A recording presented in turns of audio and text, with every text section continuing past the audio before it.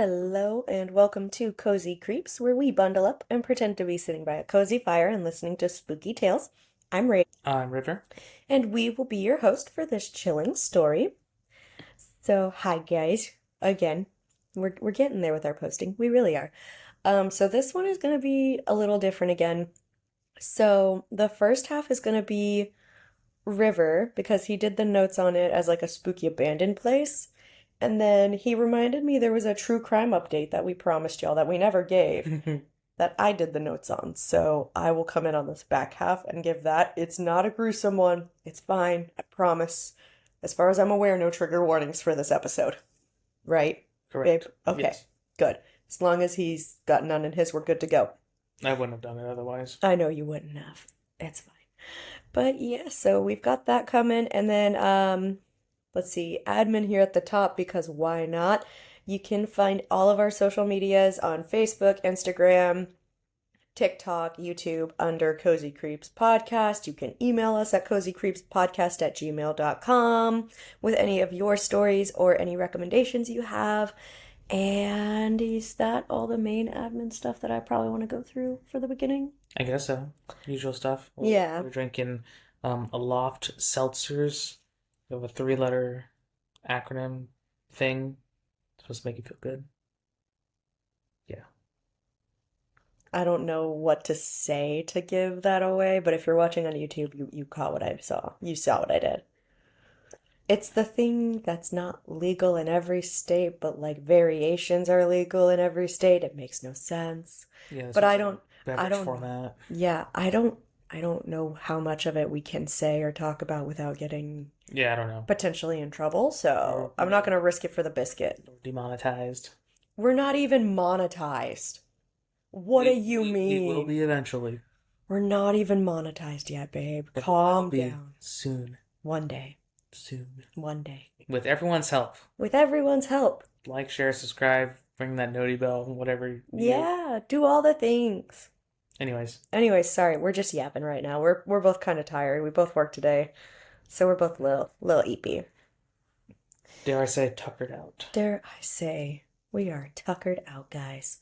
But we're here and we're gonna record and we're gonna get through this. So, with that, let's grab our comfort drinks, bundle up in your favorite blanket, and let's get creepy.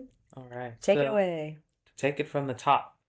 So, today's first stop on this tiny little road trip of unusual places. So, today begins in Spring, Texas, which is north of Houston, is where I'm from. If you recall our episode, Sprang. It's That's spring. it. It's spring.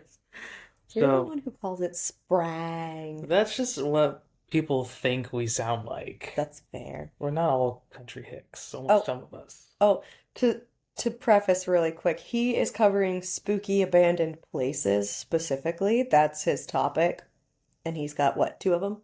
Yeah, a couple little ones. Yeah, just to make sure everyone knows like what your topic really kind of is more so, not Yeah, it's just like diving into a spooky random thing. abandoned locations, So this isn't really even like paranormal, just things that I thought were interesting and is related to where I grew up, so I wanted to share.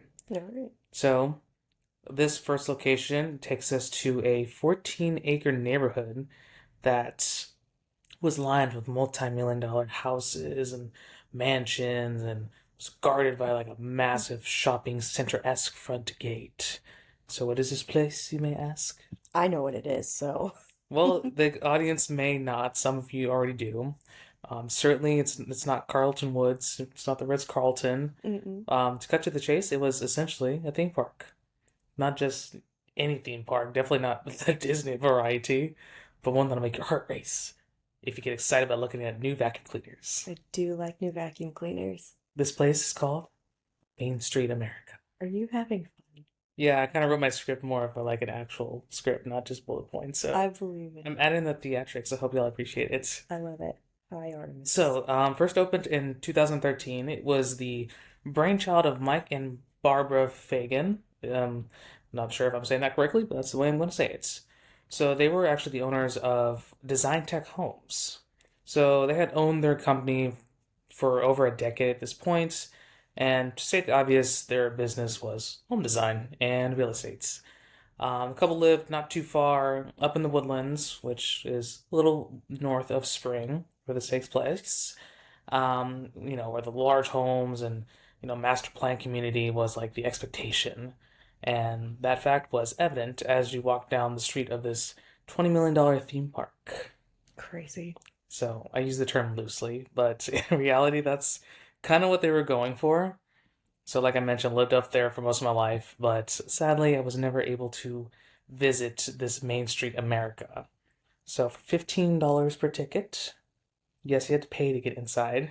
I mean, I figured that, but like $15 seems kind of ridiculous when I could just find open homes on Zillow for free. But there's a difference, there's a catch. So, Oh, there's a catch. Okay. you would gain access to these. There's 12 fully furnished mansions Hmm. that line the street, and each was like a different theme to display like a certain lifestyle. So they had like plantation styles, modern, Spanish adobe, Mediterranean, even like a little beach house sort of kind of design.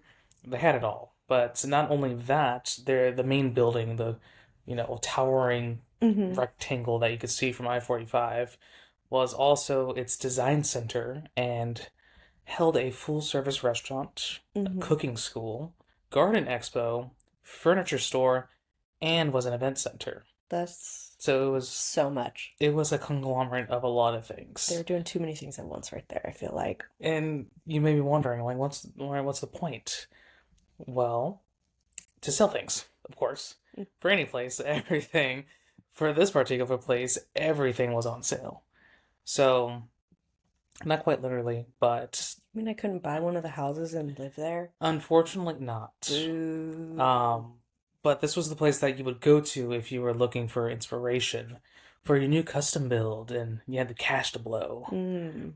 So you would actually be given this handheld device that they called a TED, not TED Talk, but this was a technology education device. Hmm. So this would actually allow you to essentially scan things as you walk through the mansions to get more info on said items and even like add them to your cart. Like, honestly, TBH, this place was ahead of its time. How was it? Yeah, for I it's guess so. 2013, like a theme park where you're like Amazon, the furniture or like the sink, the refrigerator. That's pretty weird. It's pretty wild. I'll give you that. Might be pretty boring to some, but for me, I thought this was pretty cool. Anyways, even though all the homes were permanent, the owners did say that they would often change to reflect design trends. But unfortunately, this didn't last as long as they had hoped. First nail in the coffin was in 2017, which to us Houstonians already explains a lot. But to elaborate further, Hurricane Harvey. Next point. Just kidding. Okay. Okay, good, I'll give you that.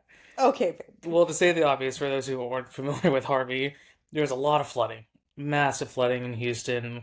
Unprecedented. 500-year floodplains were just demolished. I remember the house you were renting at the time because we had just started dating at this point, and I just remember us watching the floodwaters like almost break over A little the patio. porch that you had in the backyard. Yeah, I remember it almost like breaking over, and we were starting to move things upstairs because we were worried about flooding happening. It Yeah, didn't, but it almost did. like the house next to us flooded, or pretty much got flooded. It was a one-story house. We had to keep their pet iguana. No, this was another Oh, neighbor. that Yeah, was the there's other neighbor. That was the other side. Yeah, one neighbor's house completely flooded. The neighbor on the other side came over as the storm was starting and said, "Hey, we live in a one story. We're having to evacuate, but we can't take like all of my reptiles with me. Can y'all keep them here? Like they should be fine. They don't really need to be fed. I just fed them." We were like, "Okay." And one of them was an iguana. Her name was Donna. She was Donna the iguana. and yes, if you said it like Dora the Donna, Donna, Explorer, Donna, the iguana. Anyway, it was a pretty good one. She was a pretty iguana. Wasn't there like a tarantula in there too? I think so, and a snake. Yeah, there was a lot of weird And I stuff. had my hamster, and I was scared the snake was gonna get out and eat my hamster. It was crazy. It was a really weird time. My brother was over, and we actually Keanu was over, right? Yeah, Keanu was staying with us. Yeah, he was staying with us, and we just played Zelda, Breath of the Wild, because I think it had just come out recently. It had. We had a great time, honestly. We didn't lose power or Minus anything, so I feel kind of bad for how much fun we had. minus that period where you and Keanu got on each other's nerves, and then I had to mom voice you both. Yeah. Good times. Anyways, tangent over. Let me get my place again. So sorry. It's okay. Let's see, flooding kind of demolished pretty much everything, like it did for a lot of people. A comment that I had seen, like on a video of the topic, stated that the owners actually didn't have insurance, so they had to pay out of pocket for repairs. And Jesus. granted, this was a just a comment on the video, so take it with a grain of salt. They weren't gone forever, but it was quite a timely and costly renovation. And the second and probably final nail in the coffin was 2020. That I know everyone understands. The The Covivi. CoVV. So obviously a place that's solely dependent on like foot traffic and reservations and walk-in people buying in stuff, through this massive property with all this overhead, was decimated by the CoVV and the lockdown and unfortunately never really recovered after that. Yeah, that's not shocking. Yeah.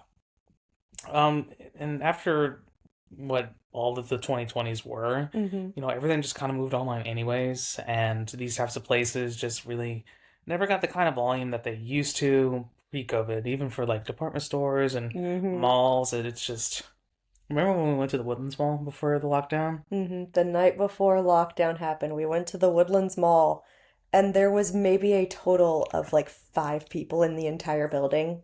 It was like it turned into one of those liminal spaces. It It was pretty was cool really actually. weird. Maybe we should do an episode on liminal spaces. Oh, yeah, I want to do that. Those are fun. Anyway, so in 2022, they finally closed Main Street in America from the public. And Mike and Barbara owned more than Design Tech Homes, so it's not like they took a massive hit to this. Mm-hmm. They actually owned a cooking school, a remodeling company, and a mortgage company. And again, like I mentioned, it's not like they were really strapped for cash at this point. Mm-hmm. They continued operating out of the main building until 2024, when after they relocated Design Tech Homes up in the Woodlands to continue business. So, as of today, the entire property is listed for sale. So, if anyone wants to go halvesies, maybe 1/20th, maybe 1/12th. We'll find 12 other people, 11 other people. We'll all split it. We'll all find a different house. Exactly. But in my brief research, I actually couldn't find a specific price.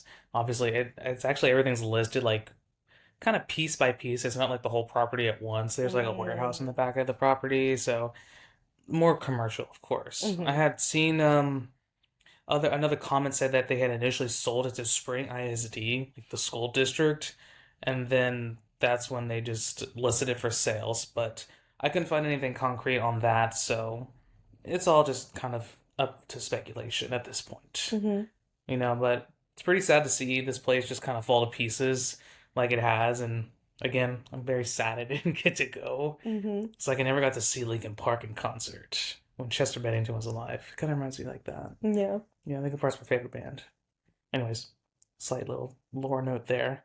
But if you do want to see like a little walkthrough of how it looks today, I highly recommend checking out a video by the YouTube channel Big Banks. I believe it's called Houston's Abandoned Luxury Mansions, something along those lines. So that's that for that one. Any closing thoughts?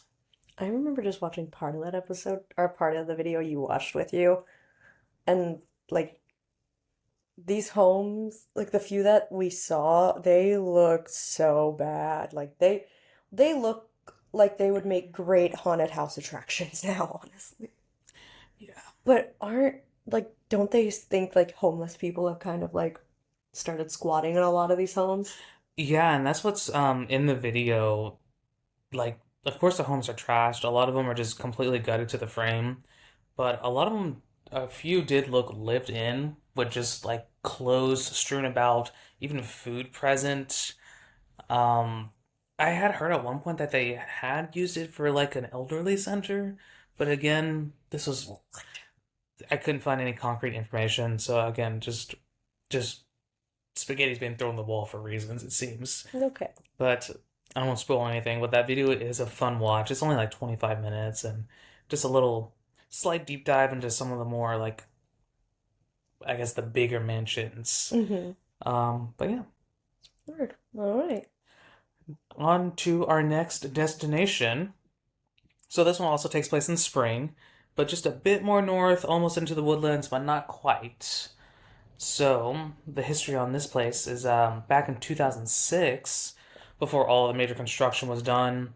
You know, around that I-45 area, Grand Parkway now, there used to be a massive 20,000 square foot building that was home to a particularly degenerate business. This place legitimately was called D.B. Cooper's Mansion, obviously named after the legendary criminal.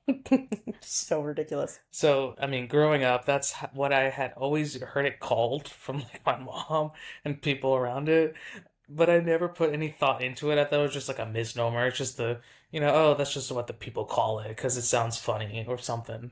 But doing the research on it, that's all I had to go off of.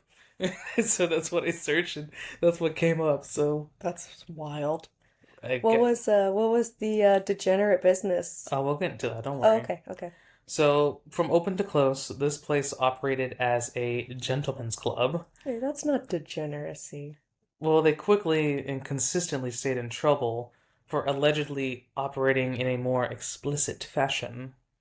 So soon after opening, there were many allegations Make your money. stating that workers of the nightclub were performing sexual acts in private rooms, along with criminal charges including narcotics and prostitution. Okay, minus the drugs. Make your Gotta money. do it legally, though. Okay, listen. Listen. I fully believe prostitution should be legal. I'm just saying. You know, that's, You spend your money how you want to spend your money. I don't care. yeah, just Make your regulate money. it, make sure it's safe-ish, as safe as you can do it. Use protection kids. That's all. Anyways, Anyway, sorry. I used to live like 5 minutes from this place, like across the highway. Like Yeah, you yeah. spit into my front yard, sort of thing. Yeah. Not that close, but Mm-hmm. yeah. I still remember like exactly how to get home, and it was always like the off-beaten path in the woods, sort of thing. But Yeah. a quote from DB Cooper's consulting manager had stated that they had tried to ensure that all of their dancers followed all the rules and dress codes, and specifically, to quote, we've seen since the first of the year close to 900 entertainers coming through here, which again is a crazy number. It's like three new people a night. Some crazy turnover. Like, That's what I'm saying. Well, I didn't put the quote here, but essentially, all these entertainers were working at other strip clubs, nightclubs, whatever you want to oh, call so they would it. do like different spots every night. Pretty much, yeah. They were just kind of Okay. like rotating through all of their spots. So Okay. it was according to them really hard to make sure that everyone was following the rules because it was all new people. It's like you got to say the same stuff every night. Mm-hmm. Everyone's probably trying their own different thing, making their own money every which way. Make your money. But long story short, since opening its doors, and they consistently were operating, even if they didn't intend to, they were operating without a sexually oriented business permit. And again, no matter what the managers and the lawyers say about how the business was intended to operate, their workers decided otherwise. So, towards the end of 2009, after some legal battles with the city, they closed their doors. There's an article with the Houston Chronicle that goes a little more into the nitty gritty about who said what and who did this and that. It's a little bit more lore if you're interested, but nothing too crazy. But anyways, once they did close, it was quickly and essentially abandoned. And you know what happens to big buildings tucked away in the woods that have been abandoned? They get vandalized. Shocker. Shocker. And although I couldn't find a source about how it started, in 2011 there was a fire that just gutted the building and really gave it the spooky vibes. So at an undisclosed time, I and some acquaintances may have allegedly visited the mansion I think you're past the statute of limitations on it. I think you're good. Nah, we're close, Okay. but still. We're close. You looked it up. No, I didn't. Oh, But okay. if we're just going on standard 15 years, Every close crime is enough. different. Close enough. That's true. Anyways, to give my first-hand alleged account, it was quite spooky. Though we didn't explore too far in. We heard a sound from what we thought was a homeless person at the time. We just GTFO'd. What if it was a ghost? Yeah, probably not, babe. Ghost. It was Listen. really like decrepit, so it really just was framing, and that was really all that was left aside from like a few walls. But there's just a bunch of graffiti, broken glass, holes in whatever walls were left. But the main room itself was large and open. There was a large curved staircase that led to the second floor, and that's really all I remember because it was like super dark because we went at night because you got to when exploring a spooky mansion. Of course. But I was never really able to return, obviously, to because I was like a younger age In 20. in a certain date, but if the people listening to this were there that day, But it was pretty cool. Okay. I'm not really like a degenerate or a hoodlum like that, He's but not, it's true. it was pretty fun. Anyways, there were actually like a handful of videos of people exploring the property from years ago, and unlike with Main Street America, DB Cooper's was eventually demolished to make room for the now ExxonMobil campus up there and some like residential development. But some of those videos were, kind of take you in there. It's got that textbook dusty like filter where you literally can't see anything, and it's pretty cool. But that's really about it with DB Cooper's mansion. Anyway, speaking of DB Cooper, remember how we said we were going to give y'all the update because there were updates and then, like, we never did? So that's what we're going to do now, for the second half of the video. Nice. And, thanks, I tried really hard. Thanks for acknowledging it and ruining my flow. You're welcome. Rude. Anyway, yeah, so we're gonna do the update now. So he was doing these notes, and he was actually gonna do the whole thing and like give the update, but he was getting our daughter to sleep one night, and he was like, "Hey, can you just like type out a quick update of the DB Cooper case of like what's happened since then?" And so I go and find the Mystery Files episode where they talk about the update. It ended up being 4 pages of notes because that's who I am as a person. So here's the second half of this. Let's go. Um, so the main suspects currently of the case, as of right now, number one is Vince Peterson. So back in 2007, citizen sleuths had used an electron microscope and discovered more than 100,000 particles on DB Cooper's tie. And this included metals used in Boeing, which is where Vince Peterson worked. We'll get more into him in just a second. Like the airplane company? Yes, like the airplane company, because DB Cooper hijacked an airplane, for those of you who don't know or remember. That's what he did. He hijacked an airplane, jumped out of it in the most reckless way possible, and has never been found or caught. Anyway, back into it. So Eric Eulis, the founder of the largest social media group dedicated to solving the DB Cooper mystery, because yes, there are social media groups that are just dedicated. Sorry, I can't. Why would you do No, it wasn't on purpose. that? Okay. Sorry. Anyway, sorry. Threw off my groove. You threw off my groove. I'm sorry, you've thrown off the Emperor's groove. So, anyway, I love that line so much. Yeah, there's social media groups just like dedicated. This is what they do in their free time because they bored. I guess, I don't know. But yeah, so Eric Eulis is the founder of this group, and he is also an expert on the case because he's used a lot of his free time to study it. He stated that the tie left behind by Cooper had a unique particle on it that was part stainless steel and part titanium. So he traced it back to this company called the Crucible Steel, which was the main supplier of titanium and stainless steel for Boeing aircrafts in the 1960s. Eulis spoke with the company, and he actually discovered that only 8 researchers worked on those specific metal-type projects at the time of the DB Cooper heist, one of which matched the description given by the flight attendants of DB Cooper, and that brings us back to Vince Peterson. Now, Peterson regularly traveled to the Pacific Northwest for business, And Euless states that he can put him in Seattle. I could put him at Boeing. He's a compelling person of interest, end quote. Now, Euless has been trying for years to get the FBI to turn the tie over to him so he can use DNA to prove Peterson's guilt. And in 2024, he actually made his most recent appeal to the FBI with the help of Vince Peterson's daughter, Julie Dunbar, because she wants to prove the accusations wrong. Could you imagine? Like, I was watching the Mystery Files video, and they had a quote from her where she was just basically saying, like, that wasn't who my dad was. Like, I want to prove this wrong because that's not who my dad was. In the words of John Mulaney, do we ever know our fathers? Do we ever know our fathers? I never knew my father. Anyway, sorry, Nemo. But yeah, so she wants to prove it wrong. I went and tried to look up some information about it because the Mystery Files video I think was back in like late 2024, early 2025 maybe.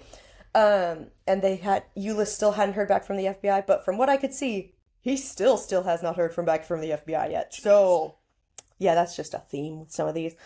So the next subject of this update is Richard Floyd McCoy. Now, he has been like the favorite suspect of the FBI's since the original case happened, since the original heist happened. He has been one of their top suspects for the longest time. And this is because he was one of the 5 plane hijackers who escaped after their jumps. Like in that recent like time frame, there were several different plane hijackings, and he's one of 5 who actually like escaped and survived. That's That they knew like, of. that seems like a lot of Sorry, my mic fell if y'all heard that. So there's a lot of plane hijackings. I know, right? They were really- just bored in the 60s, I guess. I don't know. It's like, yeah, this fairly new technology and planes Let's and take stuff. Yeah, let's take Let's it. take it. Also, I just want to say Richard Floyd McCoy. Now that's a name. That is a name. Sounds like a freaking cowboy. Yeah. So McCoy had also apparently bragged to a family member about coming up with a foolproof plan for hijacking a plane, and he even said that DB Cooper should have asked for more money. He was shortly arrested after this for the hijacking that he did escape, and they know he did. I will say too, like, just his face very much resembles the sketch of DB Cooper, in my opinion. Like peanut Like, head? yeah, he's got a weird shaped head. They bring that up a lot, the fact that he has a weird shaped head. That drawing was not doing him any favors. It really wasn't. But yeah, so I will say, I don't know if the rest of his physical description matched what the flight attendants gave, but as far as like his actual face, it does look pretty similar. So they only were able to recover $30 of the $500,000 that McCoy stole, and he ended up he was sentenced to 45 years in Lewisburg Penitentiary, where he became known as the Mormon hijacker because apparently he was like devoutly Mormon, which feels ironic. I can't drink caffeine, but you know what? I'm gonna steal this plane. Well, not only that, but like in the heist, DB Cooper knocks back a couple of whiskey sodas. Yeah, but then, like, It's like you're already hijacking a plane. Might as well go big or go home. you could be Mormon and not like follow the tenets. Like Amulek, I'm gonna call you out real quick. Don't call him out on this podcast. Back in the day, in our younger years, I know the homeboy was drinking caffeine. Has he always been Mormon? He's always been Mormon, babe.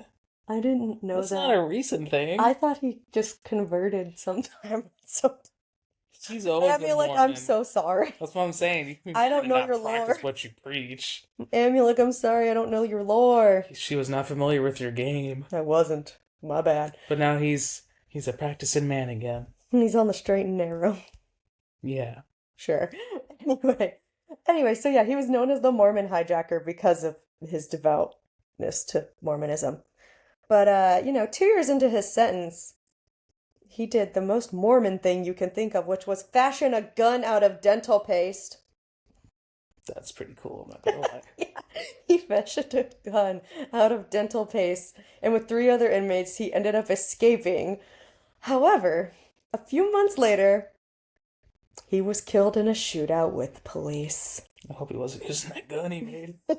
Could you imagine he accidentally pulls that out? Shoot the bottle cap. Phew.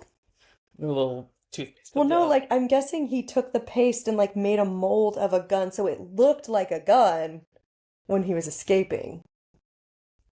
Anyway, Still a shit nothing. idea. It's still funny. It worked. Hey, it worked. It got him out of prison. You know what? That's fair. Yeah. Now, the thing about McCoy is he is the only suspect named on the FBI's website about the case. So that's why he's such a big deal, is because he's the only one listed there. But it does state that he was eliminated because he did not match the physical description given by the flight attendants. Now, I will say again, his face and his head do look very similar, but I don't know if there was more to it, like maybe he was the wrong height, maybe his hair color was wrong. I don't know all of that, but they just said that his description didn't match. Which, if you look up a picture of this man in the DB Cooper picture, yeah, it does. He's also dead, so like, He's also dead, so what if he even who's coming for was? us? Yeah, it's like, Oh, it's not gonna be his family, I'll tell you that much right now.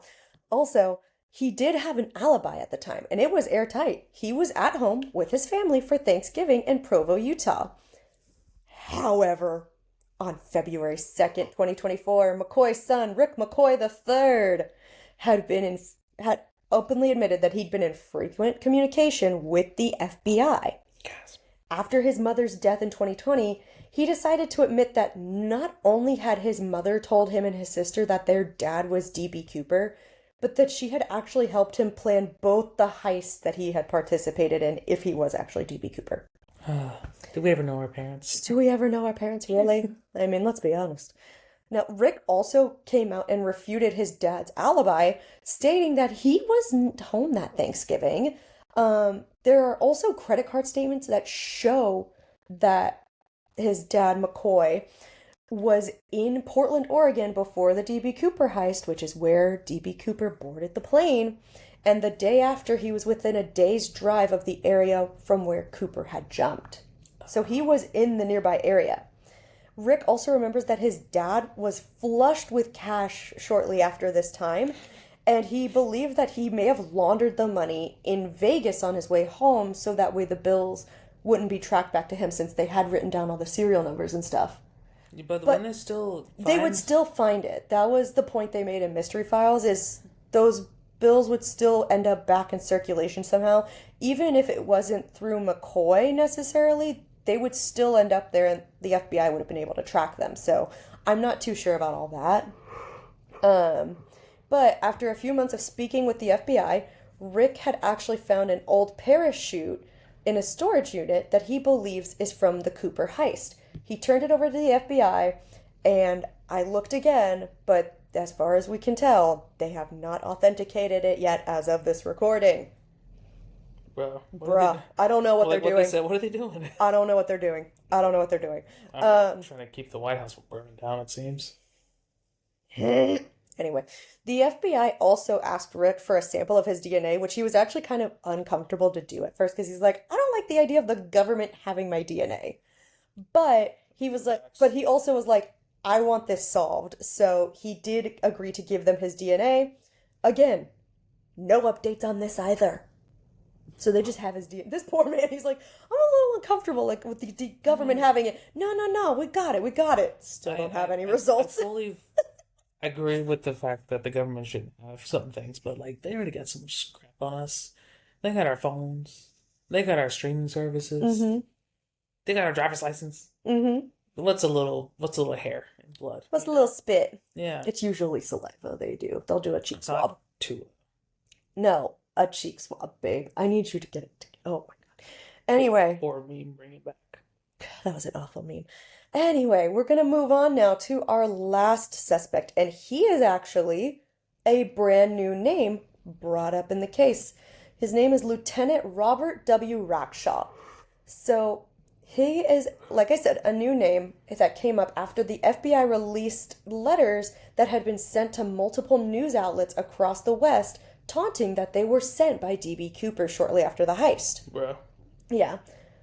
So Colbert noticed codes in two of the letters, and he enlisted the help of former Army code breaker Richard Sherman. They used a basic letter cryptography system, and he was able to find out and like convinced himself that there was a message hiding in the letter saying, "I'm Lieutenant Robert W. Rackstraw." What a name. Right? Names are just better back then, it sounds It like. really does. But so Sherman also found what he believes are Rackstraw's paratrooper military units within the code, though there are some experts who aren't quite convinced and actually question Sherman's techniques, especially since the man who employed him to break these codes already believed Rackstraw was Cooper, like was already convinced that this was the guy. Hmm. So, some background on Rackstraw as to why he could be a compelling suspect. He had joined the 1st Cavalry Mobile Division in Vietnam in 1969, and he served for 8 years. He was a helicopter pilot and, in his time in the military, a known con artist. In my military, In my military. it happens more often than you think. Chime in if y'all know anything about that. So during his training to be a paratrooper, he not only received parachute training, but he also received scuba lessons, training for underwater demolition, and classes on piloting planes and helicopters, as well as how to perform high altitude, low open commando drops. I don't know exactly what that means, but that's what they say. But these are all skills apparently that at some point, some way, Cooper used.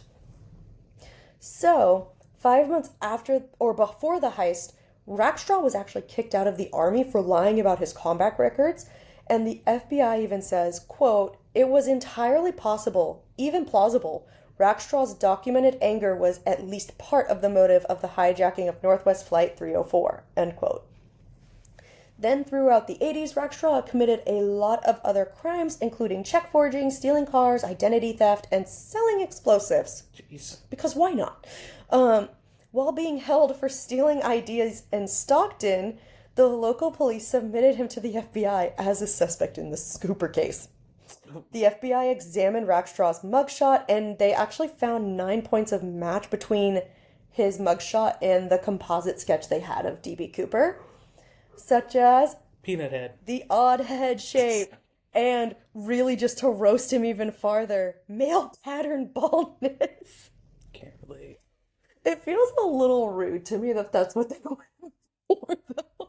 Like, they're already saying he has a weird shaped head, and then they're like, also, he's bald. Bald. Oh, there's another John Mulaney reference in here, but I can't find it. No, it's SpongeBob, though. Bald. Bald. That's the one thing I'm meant to care about. There you go. So, when the Stockton Record interviewed Rackstraw, they said that he, quote, identifies with the spirit of D.B. Cooper, a person he says had challenged the legal system and beat it. The prisoner then oddly switched to the first person. "I think I stand for the American people. I really do." End quote. So a little weird that he's like, yeah, D.B. Cooper's for the people, and then switches to first person about it. A little weird. So later, the Los Angeles Times also asked him if he understood why he was being considered by the FBI in the Cooper case, to which he responded, quote, "Oh, yes, if I was an investigator, definitely so. I wouldn't discount myself or a person like myself," end quote. Is he just a narcissist? I don't know if he's just a narcissist and wants to take credit for a crime he didn't commit, or if he actually is Cooper. I really don't It's know. like, damn it, I want some recognition finally. Well, that's the thing though, is people do that crap all the time. They turn themselves in saying they're these famous serial killers or famous people who committed this heist or robbery or whatever, and they didn't. They totally didn't. It's just dumb. I don't know. I don't know why. They want attention, and that's the best method they thought of. Sure. Anyway, moving on. In 2015, Bill Mitchell provided the description that led to the now famous composite, and over the years, he's been presented with hundreds of pictures trying to see if this person or that is DB Cooper. However, when he was shown a lineup of six pictures, I'm assuming by police, he pointed directly to Rackstraw. And then on February 9th, 2018, Rackstraw, who's in his 70s at this point, was asked to confirm or deny if he was Cooper after his name came out in the code. His response, quote, "There's no denial whatsoever, my dear," end quote. Dear. Yeah, that's what he said to the reporter. And that is the update on the DB Cooper heist case that we totally meant to do a long time ago and did not do. Left There it it on a is. cliffhanger. We did. We left you on a real good cliffhanger. We were wanting y'all to come back, and it worked. Honestly, this is a cliffhanger too. Yeah, it's still unsolved. Sorry. There's Didn't no. they officially like close the case like 10 years ago? I don't think so. I thought I read somewhere that in 2016 they like closed the case. Maybe. I don't remember. I don't remember if it was that one or something else. But yeah, that is the spooky abandoned places of Spring, Texas, as well as the DB Cooper update that has been long awaited. I know you were all waiting for it. Hope it was worth I hope it was worth it. I hope y'all liked that. it. I padded this episode out too. It was nice. It did. Works out real well for us. Anyway, thank you so much for joining us for this episode of Cozy Creeps. And again, to say it here at the bottom of the episode, we have Facebook, Instagram, YouTube, and TikTok, all under Cozy Creeps Podcast. You can also email us at cozycreepspodcast@gmail.com with your own personal spooky or true crime stories. And with spooky, it doesn't just have to be ghost, it can be demons, it can be alien experiences, it can be just weird time slips, it can be astral projection, literally anything that you falls into that spooky woo woo kind of realm. Go for it. Send it to us. We want to read it. Please. Please. You can also send us any recommendations you have for upcoming stories, or you can comment or message me on any of our social media platforms. I check them regularly, so I will see it and we'll be able to get that recommendation in. And I believe that is it. We'll have a new episode out for you guys next week. Thank you so much, by the way, for bearing with us on our wonky schedule. It's only gonna get wonkier because I'm gonna move up at my job, so it's gonna get a little crazier. So sorry in advance. Should probably just stop saying it. They should just know to expect it. Listen, I just want to give people the heads up, especially if this is the episode they start on, because there are some people in the world who are a little weird and listen to podcast episodes backwards. Like from newest to oldest instead of starting at the beginning. It's weird. Yeah. Yeah, I listen to enough podcasts to know there are people out there that do that. It's like watching One Piece from now, going back to the beginning. That'd be It's like, weird. man, how did we get here? Let's How go did back. this happen? Exactly. Exactly. See, so that's why I say it every episode, just in case this is someone's intro to us. They'll know. They'll Well, be if you aware. did, go back to the beginning. Back to the beginning. Okay, I'm done. I'm sorry. Drinks are hitting us. They really are. I haven't even drank that much of mine, actually. I'm just like this. I'm done. Anywho, with that, go bundle up in your warm blanket, finish off your comfort drinks, because I'm gonna, and stay cozy. Bye. Bye.